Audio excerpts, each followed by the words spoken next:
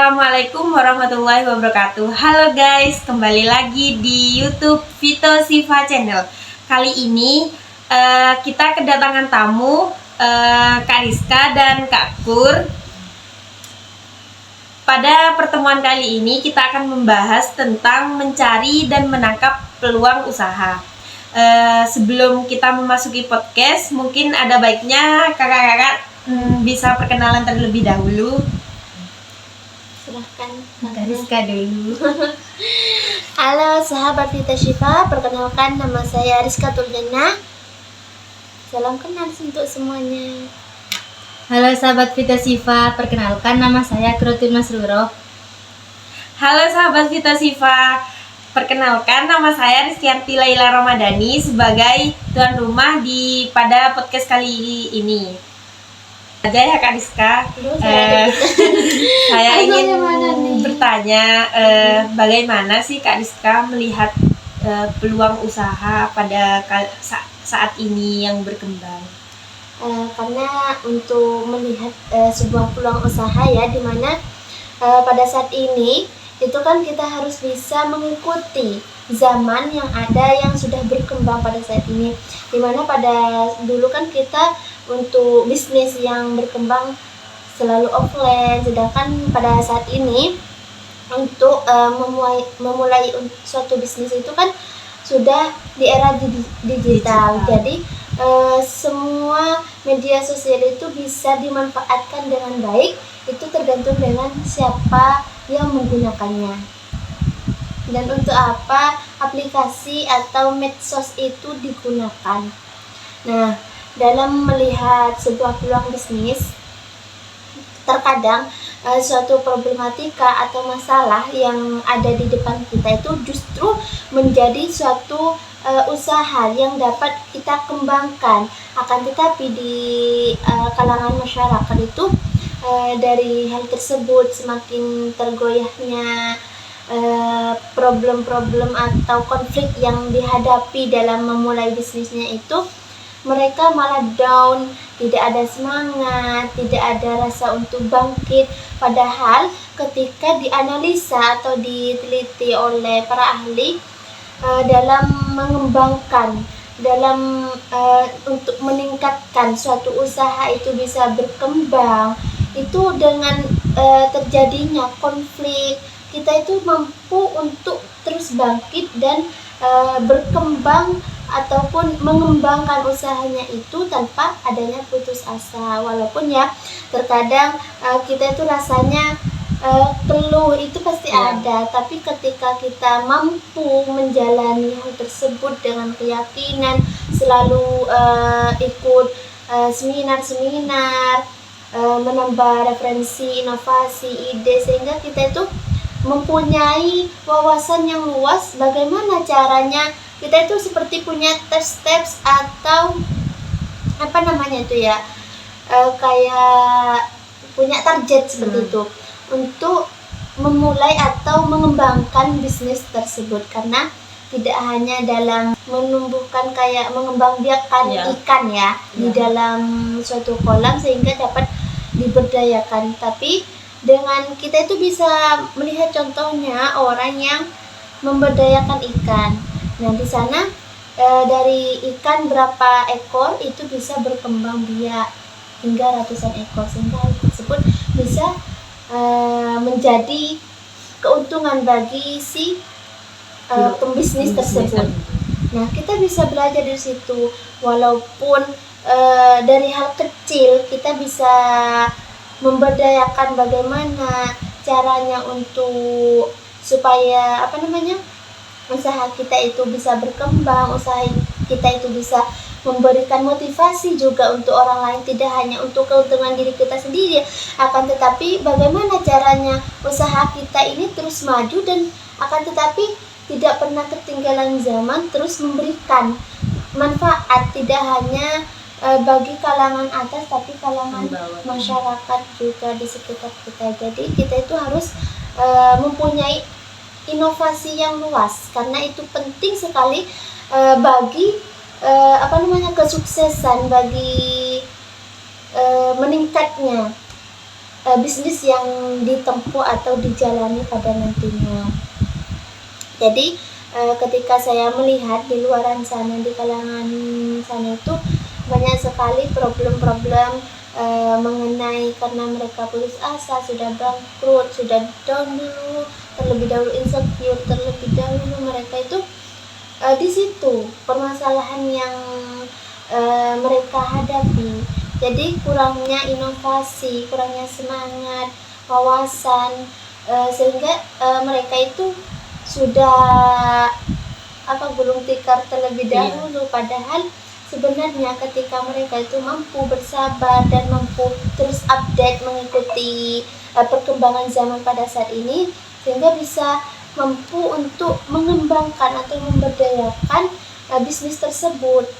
Seperti itu menurut saya sih. Berarti cara mengembangkan peluang bisnis itu dengan cara kita update terus menerus usaha kita, seperti itu ya Kak Ska. Ya, karena untuk melihat di luar sana itu pastinya banyak pesaing. Iya. Bagaimana kita mampu untuk produk yang kita lakukan atau bisnis yang kita tempuh itu bisa memberikan inovasi tapi tidak menyenggol pesaing yang lain. Kita tetap bersaing sehat, kita meningkatkan kualitas bisnis yang kita lakukan, terus bagaimana untuk menarik terhadap pasien. Jadi butuhnya inovasi di situ ya, sehingga mampu meningkatkan kepercayaan bagi konsumen, seperti itu. Jadi kita tidak khawatir terhadap pesaing-pesaing karena rezeki itu sudah ada yang mengatur. Jadi kita jalani saja, nggak usah takut kehilangan rezeki karena banyaknya pesaing di luaran sana. Wah, Kak Iska ini sudah pengalaman sekali ya sepertinya. Kunci mendapatkan keberuntungan dalam sebuah usaha itu bagaimana sih Kak Pur? Kalau menurut saya kuncinya itu yang pertama kita harus melakukan sesuatu yang seharusnya. Misalnya kita akan memulai usaha yang baru, pastinya kita kan sudah mempunyai niat ingin membuka usaha apa, kemudian rencana apa yang akan kita bangun untuk memulai usaha tersebut, kemudian persiapan-persiapan yang lain dalam memulai usaha. Nah, itu kita harus melakukan apa yang seharusnya kita lakukan.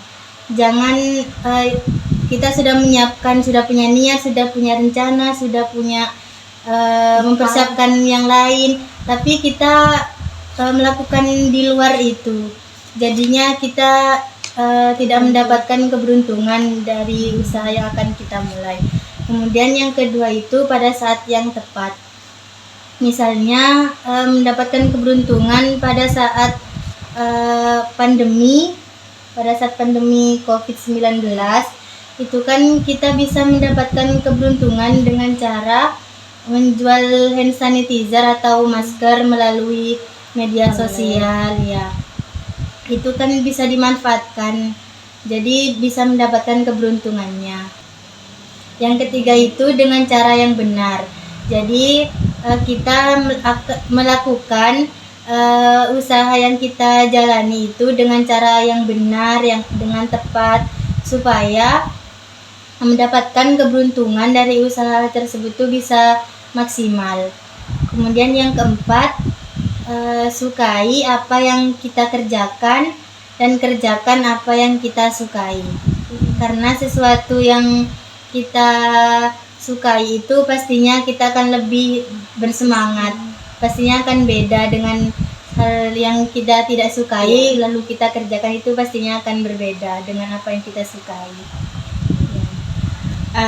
Terus Kak Rizka, cara untuk kita bertindak ya untuk mendapatkan menangkap peluang usaha itu bagaimana sih?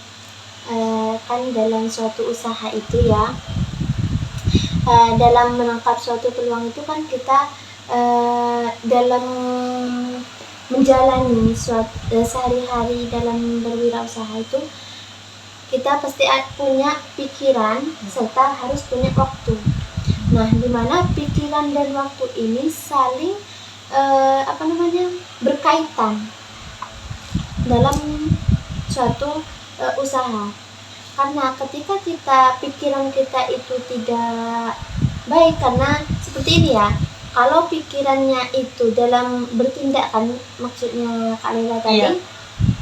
dalam memperoleh suatu peluang, kan, karena banyak sekali orang-orang itu pikirannya itu bukan memperoleh peluang usaha, akan tetapi apa, memperoleh uang. Iya. Mereka itu gimana caranya saya memperoleh uang dan uang, akan tetapi mereka itu lupa dengan peluang yang ada di depannya, sehingga peluang yang ada di depannya ini akan menghasilkan uang lebih dari apa yang dikejar itu. Mereka mengejar uang, tapi di depannya ada peluang yang lebih besar keuntungannya dibandingkan uang yang dikejar. Nah, banyak sekali orang-orang seperti itu. Mereka lupa dengan pikiran mereka. Jadi kita itu harus mempunyai mindset di dalam pikiran kita itu, uang yang bekerja dengan kita, bukan kita yang bekerja dengan uang. Karena kalau sudah orang yang mempunyai mindset kita yang bekerja dengan uang, mereka itu akan terus kejar dan kejar untuk memperoleh uang, akan tetapi mereka tidak memperoleh peluang, tidak akan berkembang seperti itu. Emang mereka pasti memperoleh uang, tapi mereka tidak akan berkembang. Mereka akan diam di tempat, diam di titik itu saja. Tetapi kalau mindsetnya itu, orang itu ataupun kita ya, uang yang bekerja dengan kita duduk santai saja, uang datang. Contoh ya, kalau menjadi seorang bos besar, ya pastinya mereka juga bekerja, akan tetapi dengan kita menjadi bos, kita mempunyai jiwa kewirausahaan, bisa mendesain sebaik mungkin dalam berwirausaha itu, dapat menarik konsumen, memikat konsumen itu untuk semakin banyak tertarik kepada bisnis yang kita lakukan, itu uang akan terus berdatangan. Itu dengan peluang, semisalnya kata Kak Kurit tadi pada saat COVID, ternyata kalau COVID itu kita kesulitan dalam membuka usaha yang offline atau membuka toko. Jadi kita manfaatkan tuh di situ. Jadi kalau ada saat COVID, kita harus bisa lebih update. Bagaimana cara, misalnya kalau kita jualan produk ya, kalau kita dunia farmasi ya, misalnya jualan skincare, seperti itu, kita bisa menjualnya itu dari online. Nah, di situ kita terus uang masuk, tapi kita juga berkembang. Uang masuk, kita juga akan mengirimkan barang tersebut kepada konsumen. Jangkauannya juga lebih luas. Jangkauannya juga lebih luas. Itu gimana caranya bisa peluang tersebut kita itu bisa meningkat usaha kita. Ya, sebagian orang ada juga cuma buka toko saja, tapi dia tidak jual secara online. Kan kalau buka toko saja nunggu orang yang beli, nunggu orang yang datang, itu pun jangkauannya cuma sekitar toko tersebut, sulit untuk luar kota ataupun luar provinsi atau Jawa dan sebagainya, maupun luar negeri seperti itu. Nah, di sini yang kedua itu ada waktu. Nah, bagaimana kita bisa memanfaatkan waktu tersebut dapat ya tadi waktunya, misalnya pada saat pandemi kita bagaimana untuk proses bisnis kita. Ternyata pandemi sudah habis. Pada saat ini marak-maraknya tuh jualan di live kan, pada saat ini jualan di live. Kita ayo coba sedikit saja, berapa persen kita coba beberapa menit kita coba untuk live, siapa tahu ada rezeki toh. Nah, oh ternyata banyak peminatnya, semakin hari semakin konsisten, semakin diperbaiki. Oh ternyata dievaluasi, oh ternyata di titik ini kesalahan kita. Karena ketika kita itu untuk memperoleh suatu peluang pasti harus dari hal yang kecil. Kita tidak bisa untuk memperoleh suatu peluang itu dari hal yang besar. Itu gak bisa. Contoh ya, jadi bertanya ini ke Kak Lela sama Kak Kun. Dalam suatu hotel pastinya ada spring bed atau kasur ya. Nah, ketika sales itu atau dua sales ya datang, yang satunya menawarkan kasur baru, yang satunya menawarkan servis. Kira-kira menurut Kak Kur sama Kak Lela, sales yang mana yang akan diambil oleh hotel tersebut? Yang servis. Ya betul, yang servis. Karena nggak mungkin hotel atau pemilik hotel tersebut langsung membeli yang baru. Oh ternyata ini bagus, saya langsung beli. Nggak mungkin. Karena mereka itu akan memanage keuangan yang ada di tempat tersebut. Nah, mereka pasti akan, oh ternyata ini dikonsultasikan ke servis spring bed tersebut.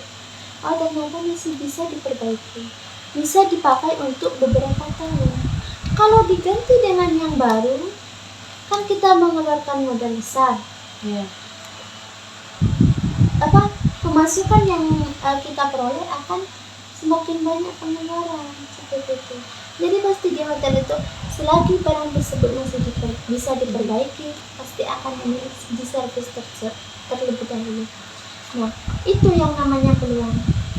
Jadi kita itu gak bisa langsung menjadi seorang penjual kasur. Kita harus bisa tahu tempat, tahu sikon, dan tahu waktu seperti itu. Dari servis, oh ternyata masih bisa diperbaiki. 1 tahun, 2 tahun, 3 tahun ternyata belum bisa diperbaiki.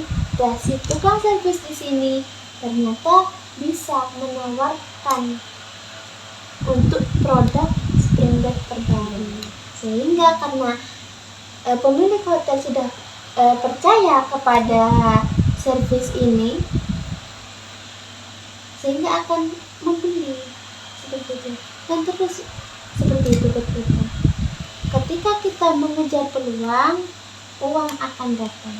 Akan tetapi ketika kita mengejar uang, jangan harap peluang yang ada di depan itu menghampirinya, seperti itu. Untuk pertanyaan terakhir, persiapan untuk menangkap peluang usaha itu bagaimana sih Kak Nur? Menurut saya persiapan yang harus kita siapkan itu ada 6. Yang pertama, menumbuhkan jiwa wirausaha.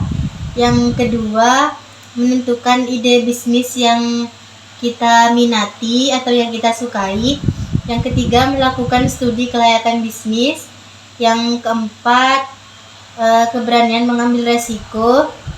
Yang kelima, bersedia memanage usahanya. Kemudian yang keenam, memiliki kecerdasan finansial.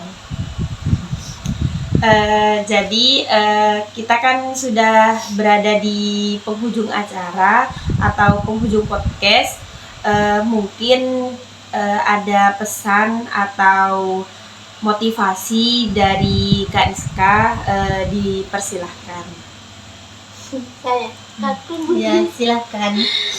Baik, terima kasih untuk sahabat Vita Syifa semuanya. Mungkin pesan dari saya atau motivasi sedikit, motivasi yang bisa saya sampaikan, seorang kreatif itu adalah seorang yang mampu mengetahui peluang usaha yang ada di sekitarnya, dan mereka itu adalah orang-orang yang bertekad untuk menggali suatu bisnis dengan cara berpikir positif dan berpikir kreatif, sehingga mampu menumbuhkan jiwa seorang entrepreneurship dan menjadi seorang wirausahawan yang sukses. Jadi bagi teman-teman, jangan pantang menyerah dan terus semangat untuk menggapai cita-cita supaya generasi selanjutnya bisa menjadi seorang generasi emas dan bisa membanggakan kedua orang tua, keluarga dan juga negara. Terima kasih. Baik, terima kasih untuk Kak Rizka dan Kak Kur sudah meluangkan waktunya pada podcast kali ini. Sekian podcast kali ini, kurang lebihnya mohon maaf. Salam dari saya Rizkyanti Laila Ramadhani sebagai tuan rumah pada podcast kali ini. Salam dari saya Rizka Tuljanas sebagai tamu pada podcast kali ini. Dan salam dari saya Kuratun Masruro juga sebagai tamu pada podcast kali ini.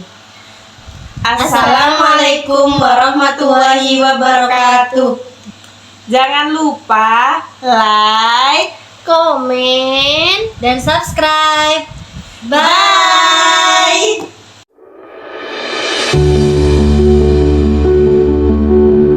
jangan lupa like, comment, share, and subscribe.